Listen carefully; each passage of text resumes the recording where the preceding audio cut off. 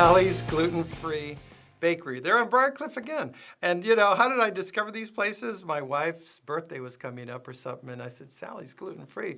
I was literally driving down the road, and I said, I'm a little early to work. So I did just a quick grab the steering wheel and get into gluten-free Sally's. And Sally's makes everything gluten-free. And the taste really does live up to the par here of gluten-free.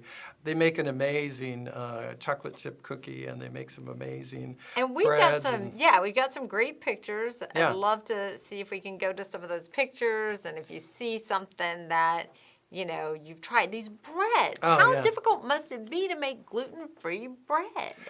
Well, it is, and it isn't necessarily difficult because over the years, my wife and I have experimented with, oh, that's gluten-free, like, oh, that's good, or like, oh, next. But they figured out how to do it, and they figured out how to make this completely gluten-free, which is more vegetarian, more coconut. I'm not even going to attempt to describe what the ingredients are, but they do make it gluten-free, which means no gluten, which is wheat or barley. I think oats is also in that category. But they also present a wonderful treat, whether it's cupcakes or cakes or pizza, and it's safe. Once again, it's all about the safety so you're an athlete and you work out and you want to reduce gluten. Well, that's wonderful. But what that has done to the gluten-free industry is it's kind of blurred the lines of what is gluten-free.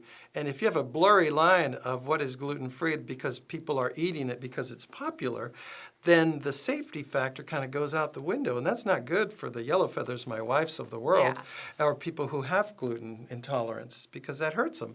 And if they go to a place and they're told it's gluten-free and then suddenly it's not, which happened, by the way, and we were told it's gluten-free, and it wasn't. And Debbie's like, oh, I'm feeling terrible.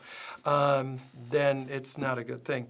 Sally's is very much gluten-free, and I know there's several other restaurants and bakeries, but I think Sally's kind of lives up to what the optimal gluten-free bakery should be. It's safe, it's tasty, and it's always available. So we'll always keep being patrons of Sally's. Now, we saw a lot of sweet things on there, but they actually have pizza too, right? Yeah.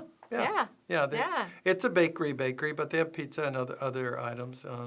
But yeah, the bakery part does well with kind of the pizza part. But once again, the overall umbrella of safety, it's gluten-free.